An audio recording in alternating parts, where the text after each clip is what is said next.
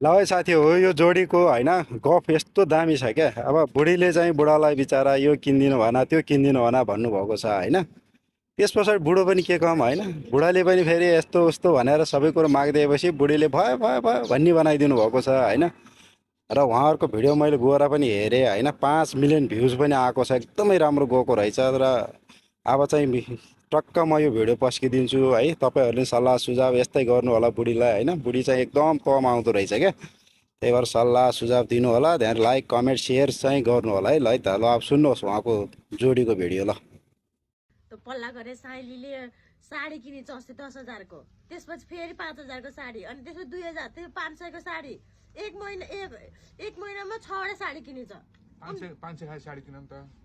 नाइ मलाई 5,000 को चाहियो। अनि त्यसपछि त्यसले त तिलरी पनि किने, सुनको यस्तो महँगो सुन पनि बनाए। अनि त्यसपछि सुट त कति हो कति, प्यान्ट त झन् दिनदिनै किन्छ।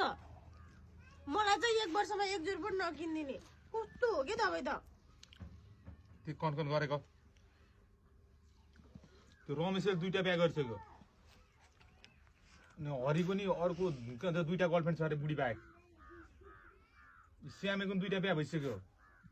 के भयो त, अनि गर्छन् त अरूले। मैले कहिले मागेको छु त्यस्तो?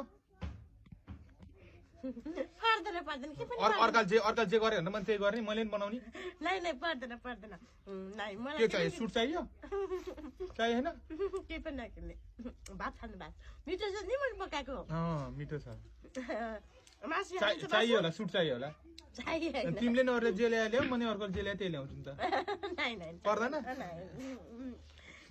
मिठो छ नि हैन, मिठो छ। नाटक हामीलाई चाहिँ केही आउँदैन। चाहियो मिठो है, खानु मैले पकाएको मिठो हुन्छ, खानु मिठो खानु।